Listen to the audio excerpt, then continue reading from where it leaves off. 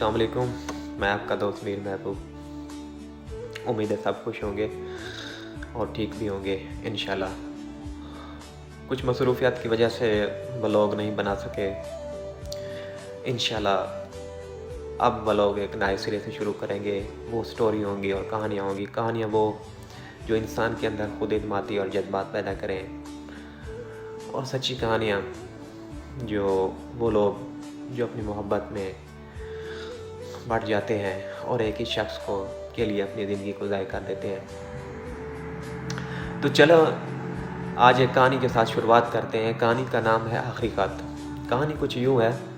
रात के गहरे सन्नाटे में आलिया नामी लड़की खिड़की के पास बैठी रो रही होती है और उसके हाथ में एक ख़त होता है। ख़त वो जिसने आज से 5 साल पहले जैन नामी शख्स के नाम लिखा था, जिससे वह बहुत प्यार करती थी। शायद वो शख्स उसकी ज़िंदगी में पहली और आखिरी मोहब्बत थी। पहली और आखिरी मोहब्बत की आज से 5 साल पहले उन दोनों की मुलाकात एक यूनिवर्सिटी में हुई, जिसमें जैन का मुस्कुराता हुआ चेहरा और आलिया की शर्मराती हुई आंखें उन दोनों को बहुत ही करीब ले आई। कुछ दिनों बाद उनकी दोस्ती प्यार मोहब्बत में तब्दील हो गई और वो दोनों अपने ख्वाब देखने लगे और वो अपनी छोटी छोटी ज़िंदगी के ख्वाब बुनने लगे। कुछ अरसे बाद जैन आलिया से दूर हो गया। आलिया ने उसे बहुत ढूंढा लेकिन वो कहीं नहीं मिला। आलिया ने उसे ख़त भी लिखे, उसे ढूंढने की भी बहुत कोशिश की लेकिन वो कहीं नहीं मिला। आलिया उसके लिए बहुत परेशान रहने लगी। कुछ अरसा गुजर गया। 5 साल के बाद जैन के एक दोस्त से आलिया की मुलाकात हुई और आज उसने आलिया को बताया कि जैन तो इस ज़िंदगी से आगे बढ़ चुका है और वो दूर जाकर एक शहर में अपनी ज़िंदगी गुजारने लगा है हंसी खुशी। आलिया ने उसकी बात सुनी और अंदर से वो बहुत टूट चुकी थी। वो परेशान हो गई और बहुत रोई। आलिया के दिल पे बहुत सी चोट लगी, बहुत रोई, लेकिन आज उसने फैसला किया कि वो जैन के लिए अपना आखिरी खत लिखेगी। आती कुछ यूँ था, जैन ज़िंदगी में कुछ फैसले हमारे हाथ में नहीं होते। मैंने तुम्हें हमेशा याद रखा, तुम्हारे वादे तुम्हारी बातें, लेकिन शायद मैंने खुद से एक वादा करना भूल गई थी, खुद को खुश रखने का। आज मैं तुम्हें आज़ाद कर रही हूँ और ख़ुद को भी आज़ाद कर रही हूँ। ये मेरा आखिरी खत था। जैन खुश रहना। आलिया ने ख़त को बंद किया, उसे एक दराज में रखा और खिड़की के बाहर देखने लगी और उदासी में उसकी रात निकल गई। खिड़की के पास बैठी रही या खड़ी रही। अचानक वो उठी और अपने दिल को हल्का महसूस किया। पहली बार उसने अपनी ज़िंदगी के दर्द को एक नए अंदाज में देखा। उसने खिड़की के बाहर देखा। हल्की सी सवेर हो गई थी।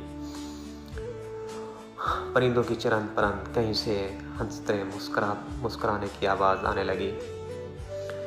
बच्चों ने भी गली में खेलना शुरू कर दिया।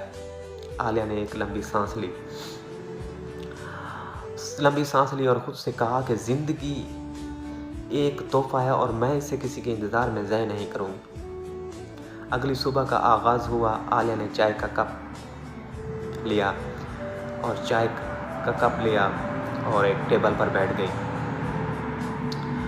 और चाय का एक घूंट लिया और उसने अपनी डायरी खोली और उसने लिखा, आज एक नया दिन है और एक नई ज़िंदगी की शुरुआत है।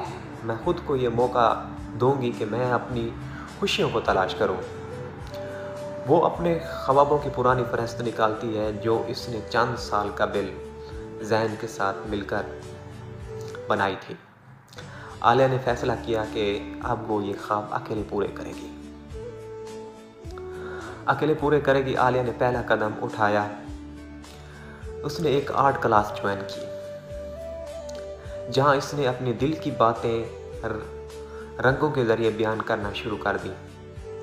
हर पेंटिंग में वो अपना दर्द, अपनी उम्मीद, अपनी आज़ादी में रंग भरती गई। चंद माह बाद आलिया की पहली पेंटिंग की नुमाइश मुनक़िद हुई। लोगों ने उसकी कहानी को महसूस किया और उसकी तारीफ़ की। एक सहाफ़ी ने आलिया से सवाल किया, उसकी तारीफ़ भी की और एक सवाल किया, आपकी ये हिम्मत कहाँ से है?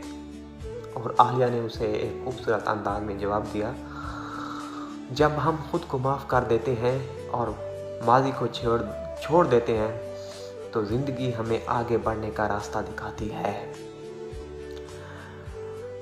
आलिया की ये बात बहुत ही दिल को छू गई,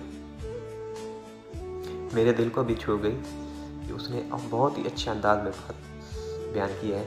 आलिया के आखिरी ख़त ने इसको उसके माजी से आज़ाद कर दिया और उसने अपनी ज़िंदगी में उम्मीद की नई किरण तलाश कर ली।